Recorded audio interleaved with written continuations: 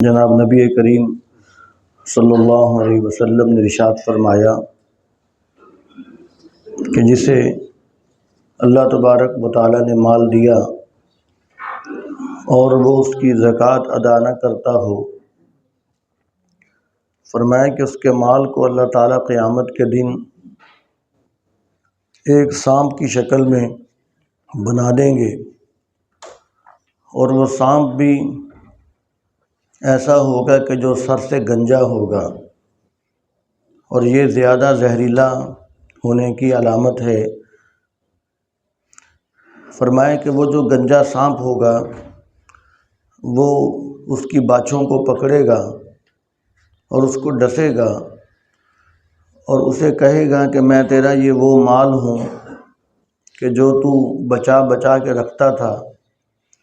اور اللہ تعالیٰ کے راستے میں خرچ نہیں کرتا تھا۔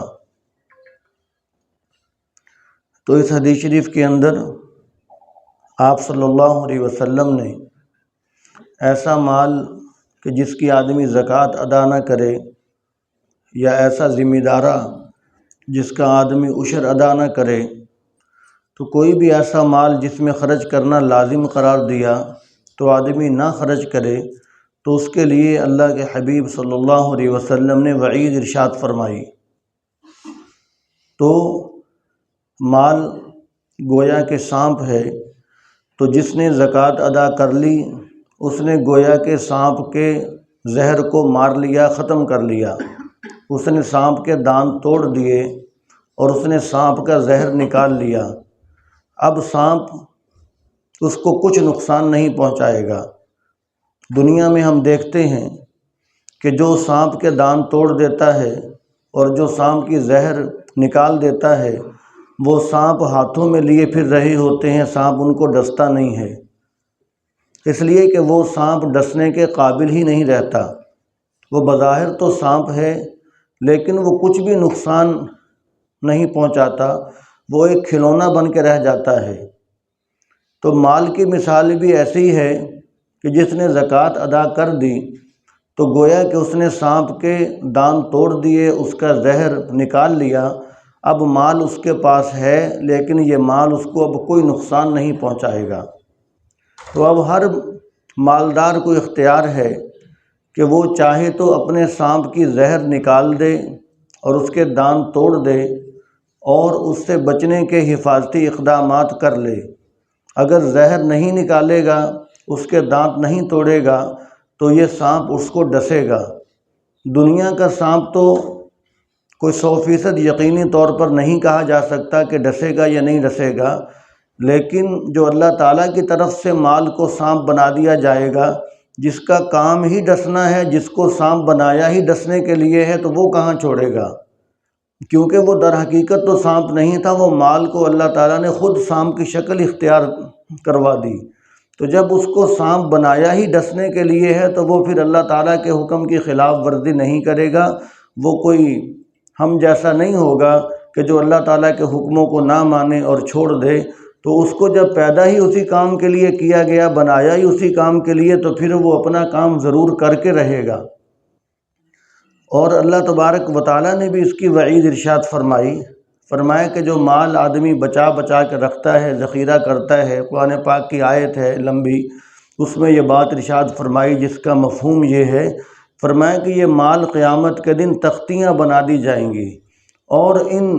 تختیوں کو جہنم کے اندر تپایا جائے گا، گرم کیا جائے گا، اور پھر ان تختیوں کو ان کے پیشانیوں پر داغا جائے گا، ان کے پہلوؤں پر داغا جائے گا، ان کی پشت کو داغا جائے گا، اس لیے کہ زکوٰۃ کا حکم سن کر تمہاری پیشانی پہ بل کیوں آ گئے، اور پہلوؤں کو داغا جائے گا کہ تم زکوٰۃ کا حکم سن کر پہلو پھیر کر کیوں چل پڑے، اور ان کی پشت کو داغا جائے گا کہ تم نے پشت دکھا کر کیوں واپس چلے گئے، اس حکم کو پورا کیوں نہیں کیا۔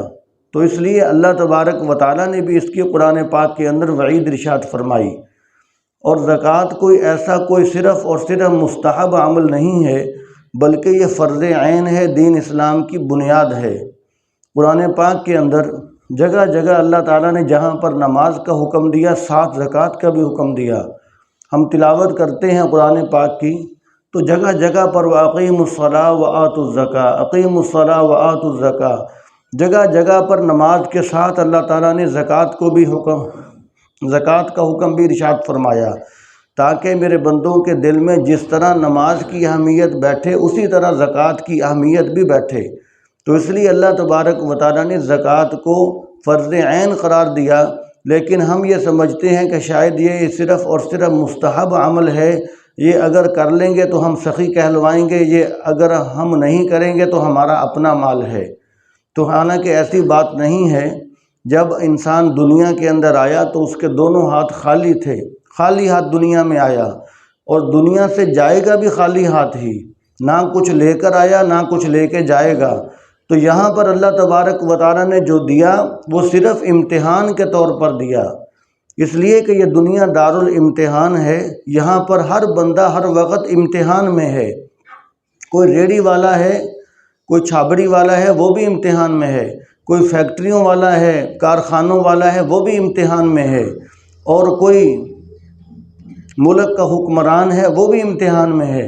تو اللہ تعالیٰ نے جس کو جس رنگ میں رکھا ہے اس کا اس رنگ میں امتحان لے رہے ہیں کہ یہ اس حالت میں میرا حکم پورا کرتا ہے کہ نہیں کرتا،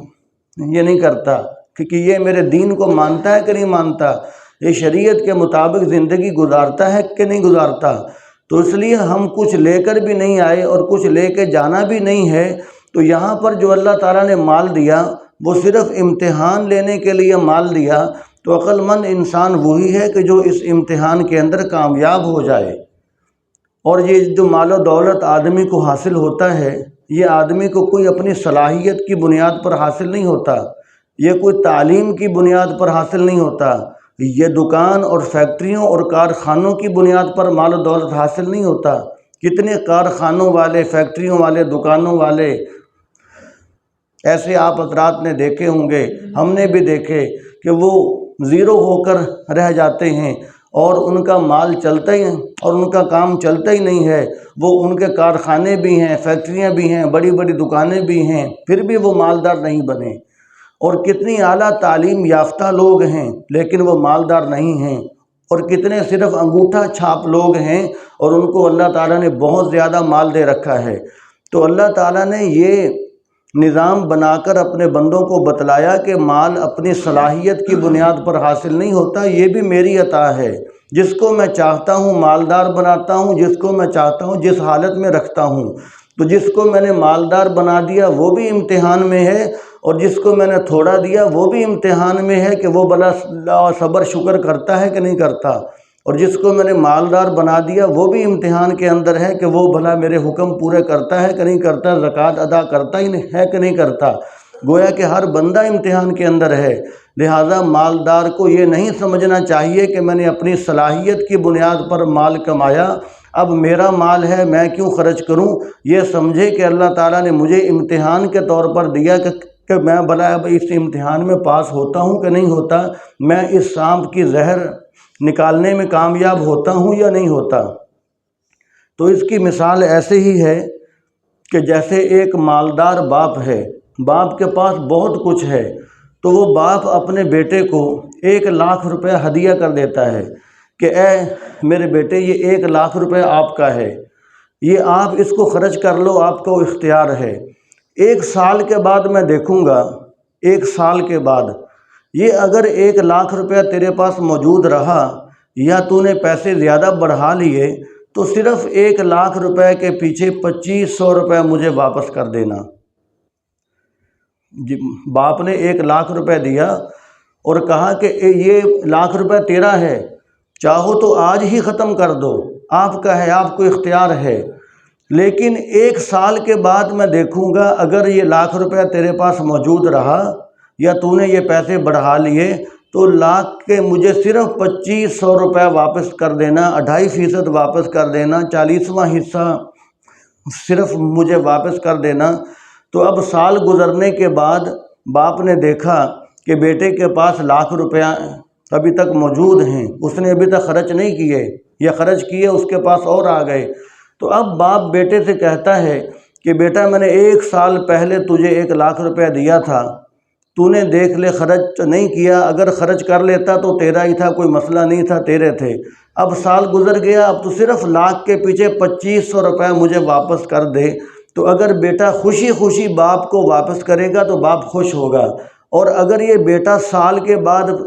1,00,000 کے پیچھے 2500 روپے واپس کرنے سے بھی انکار کر دیتا کہ نہیں نہیں یہ سارے میرے ہیں، میں تو واپس نہیں کروں گا، تو کوئی آدمی بھی اس کو نمک حلال نہیں کہے گا، کوئی بھی اس کو نمک حلال کہنے کے لیے تیار نہیں ہوگا۔ ہر کوئی کہے گا کہ یہ بیٹا بہت بڑا نافرمان ہے، بہت بڑا نمک حرام ہے کہ باپ نے لاکھ روپے دیا، اگر خرچ کر لیتا تو اس کا تھا، باپ پوچھنے والا نہیں تھا، لیکن سال بعد اگر اس کے پاس موجود ہیں تو باپ اگر مانگ رہا ہے تو 2500 روپے واپس کر دیتا تو کیا تھا۔ تو یہاں پر بھی یہ مثال بالکل صحیح سلامت فٹ آتی ہے، یہاں پر بھی یہ معاملہ ایسا ہی ہے کہ اگر اللہ تبارک و تعالیٰ نے اپنے بندوں کو مال دیا تو فرمایا کہ دیکھو میں نے تمہیں مال دیا، یہ تم خرچ کر لو تو سارے تمہارے ہیں، تم سے ہم واپس لینے والے نہیں ہیں، تمہیں اختیار ہے، 1 سال ٹائم ہے، تم کھلا خرچ کرو، اپنی مرضی سے خرچ کرو، چاہے آج ہی سارے تم ختم کر لو، تم سے کوئی پوچھنے والا نہیں۔ لیکن جب سال پورا ہوا تو اللہ تبارک و تعالیٰ کا اب حکم ہماری طرف متوجہ ہوا کہ دیکھو ہم نے تمہیں مال دیا تھا، اب سال گزر گیا، اب بھی تمہارے پاس باقی ہے، تو اب سال گزر گیا تو اب ہمارا مطالبہ یہ ہے کہ تم 1,00,000 کی جو زکوٰۃ ہے وہ 2500 روپے بنتی ہے، لہٰذا اب تم 1,00,000 کے پیچھے تم اب 1,00,000 میں سے تم 2500 روپے ہمیں دے دو، ہمارے راستے کے اندر خرچ کر دو۔ تو اب جو بندہ خوشی خوشی خرچ کر دے گا تو اللہ تعالیٰ اس سے خوش بھی ہوں گے، اس کے لیے اپنے خزانوں کے اور بھی دروازے کھولیں گے۔ تو جو بندہ سال بعد انکار کر دے کہ نہیں نہیں میں تو 2500 روپے نہیں خرچ کرتا، یہ تو میرے ہیں، تو پھر خود سمجھ لیا جائے کہ اللہ تعالیٰ اس سے ناراض ہوں گے یا خوش ہوں گے، تو اللہ تبارک و تعالیٰ پھر اس کی زندگی میں اس کو سکون دیں گے یا اس کا سکون اللہ تعالیٰ برباد کریں گے۔ اور شیطان ہمیں یہ سکھاتا ہے کہ سود بڑھتا ہے، شیطان ہمیں یہ چیز سکھلاتا ہے کہ سود بڑھتا ہے اور صدقہ زکوٰۃ ادا کرنے سے پیسے کم ہوتے ہیں، شیطان ہمیں یہ سکھلاتا ہے۔ لیکن اللہ تعالیٰ کا قرآن اور اللہ تعالیٰ اس کے حبیب صلی اللہ علیہ وسلم ہمیں کیا سکھلاتے ہیں؟ فرمایا کہ یمحق اللہ الربا ویربی الصدقات، فرمایا کہ اللہ تعالیٰ سود کو مٹاتے ہیں، صدقات کو بڑھاتے ہیں۔ تو اب شیطان کا وعدہ یہ ہے کہ سود بڑھ رہا ہے، شیطان کہتا ہے تمہیں یقین نہیں آتا تو اپنی نظروں سے دیکھ لو، تو شیطان تو ہمیں یہ یقین دلوا رہا ہے، لیکن اللہ تبارک و تعالیٰ کا وعدہ یہ ہے کہ نہیں نہیں یہ شیطان کا دھوکہ ہے، تمہاری نظروں کا دھوکہ ہے۔ حقیقت یہ ہے کہ سود ختم ہوگا، سود ہلاک ہوگا، تباہ ہوگا، بے سکون ہوگا، اور جو صدقہ زکوٰۃ ہے وہ بڑھے گا۔ تو اللہ تبارک و تعالیٰ کا وعدہ تو یہ ہے، اور یہ دنیا کے اندر اس کا مشاہدہ بھی کیا جاتا ہے۔ اور اگر کسی کو مشاہدے کی بات سمجھ نہ بھی آئے تو وہ یہ سوچ لے کہ سود اس نے بڑھا لیا، اس نے کروڑوں روپے سود کے جمع کر لیے، آج ہی اس کی روح نکل گئی، اس کی موت واقع ہو گئی، تو اب وہ سود اس کے لیے جہنم میں جانے کا ذریعہ بن گیا۔ تو خود سوچ لیں کہ اس کے سود نے اس کو کیا فائدہ دیا، وہ اس کا سود بڑھا ہے یا کم ہوا ہے۔ اور پھر صدقہ زکوٰۃ جب آدمی ادا کرتا ہے تو آپ صلی اللہ علیہ وسلم نے فرمایا کہ صدقہ جو ہوتا ہے اللہ تبارک و تعالیٰ اس کی پرورش کرتے ہیں، اس کو بڑھاتے ہیں۔ اگر ایک کھجور صدقہ کی ہے اخلاص کے ساتھ، اللہ تعالیٰ اس کو بڑھاتے بڑھاتے بڑھاتے بڑھاتے احد پہاڑ کے برابر کر دیتے ہیں۔ اب مثال کے طور پر ایک بیل کا بچہ آدمی خریدتا ہے، اب اس کی پرورش کرنا شروع کرتا ہے، اس کو پالنا شروع کرتا ہے، اس کو موٹا تازہ بہت لمبا چوڑا کر لیتا ہے، تو پھر جب عید کے دن منڈی جب لے کر جاتا ہے تو اس کی قیمت بہت زیادہ لگتی ہے۔ تو انسان اگر اپنی طاقت کے مطابق اس کو بڑھائے اس بیل کی پرورش کرے، مثال کے طور پر اس کی پرورش کر کے اس کو 15-20 فٹ لمبا کر لے تو اس کی قیمت تو اربوں ڈالر بھی لگ سکتی ہے، لیکن انسان کی طاقت میں ہی اتنا تھا اور کتنا اس کو بڑھا لیتا۔ لیکن اللہ تبارک و تعالیٰ جب صدقے زکوٰۃ کو بڑھاتے ہیں تو پھر احد پہاڑ سے بھی زیادہ بڑھا دیتے ہیں۔ تو یہاں پر آدمی نے تھوڑا خرچ کیا ہوتا ہے تو قیامت کے دن دیکھے گا کہ یہ تو احد پہاڑ سے بھی زیادہ بڑھ گیا، اس لیے کہ اللہ تعالیٰ صدقہ زکوٰۃ کی پرورش کرتے ہیں، اس کو بڑھاتے رہتے ہیں۔ یہ قرآن کا فیصلہ ہے۔ تو جو مسلمان ہے وہ پھر سچے دل سے بتائے گا کہ سود بڑا ہے یا صدقہ زکوٰۃ دیا ہوا یہ بڑا ہے۔ کافر کا، شیطان کا تو قرآن پاک پر یقین نہیں، وہ تو مانتا نہیں، تو اس لیے اس کو نظر آئے گا کہ سود بڑھ رہا ہے، صدقہ زکوٰۃ سے مال کم ہو رہا ہے، لیکن مسلمان کا یقین اور ایمان یہی ہے کہ سود گھٹتا ہے اور صدقہ زکوٰۃ بڑھتا ہے۔ تو دعا ہے کہ اللہ تعالی ہمیں عمل کی توفیق عطا فرمائے۔ بسم اللہ الرحمن الرحیم، الحمد للہ رب العالمین، والصلاة والسلام علی سید الانبیاء والمرسلین، اللہم لک الحمد ما انت اہلہ انک اہل التقوی و اہل المغفرہ۔ یا اللہ ہم سب کی حاضری اپنے دربار میں قبول فرما لیجئے۔ یا اللہ ہمیں ایسی نمازیں پڑھنے پڑھانے کی توفیق عطا فرمائیے جیسی تجھے پسند آ جائیں۔ یا اللہ ہمیں ایسی عبادات کی توفیق نصیب فرمائے کہ جو آپ کی دربار میں قبول ہو جائیں۔ یا اللہ روزہ تراویح کا اہتمام نصیب فرمائیے۔ یا اللہ نماز، زکوٰۃ، روزہ، اگر فرض ہے تو حج، یا اللہ جتنے احکامات شرعیہ ہیں سب پورے کرنے کی توفیق نصیب فرمائیے، اور جتنے کاموں سے آپ نے آپ کے حبیب صلی اللہ علیہ وسلم نے روکا ان سے رکنے کی توفیق نصیب فرمائیے۔ یا اللہ آپ کے حبیب صلی اللہ علیہ وسلم ہی ہمارے خیر خواہ ہیں، محسن ہیں۔ یا اللہ ہمیں آپ کو ہی خیر خواہ اور محسن سمجھ کر آپ کے حکم ماننے کی، آپ کے حبیب صلی اللہ علیہ وسلم کے طریقوں پر چلنے کی توفیق نصیب فرمائیے۔ یا اللہ شیطان کو، کافر کو اپنا مخالف اور دشمن سمجھ کر اس کی چالوں سے بچنے کی توفیق نصیب فرمائیے۔ یا اللہ سارے مسلمانوں کی حفاظت فرمائیے، سب کو یا اللہ صحیح زکوٰۃ ادا کرنے کی توفیق نصیب فرمائیے۔ یا اللہ زکوٰۃ کے نظام میں آپ نے اتنی برکت رکھی ہے کہ یہ نظام درست ہو جائے تو پورے ملک سے کیا پوری دنیا سے غربت کا خاتمہ ہو جائے۔ یا اللہ تمام مسلمانوں کو اس پر عمل کرنے کی توفیق نصیب فرما دیجیے۔ یا اللہ ہماری دعاؤں کو حضور صلی اللہ علیہ وسلم کے واسطے سے قبول فرمائیے۔ ربنا تقبل منا انک انت السمیع العلیم وتب علینا انک انت التواب الرحیم، وصلی اللہ تعالی علی رسولہ وخیر خلقہ محمد وآلہ واصحابہ اجمعین، آمین برحمتک یا رب۔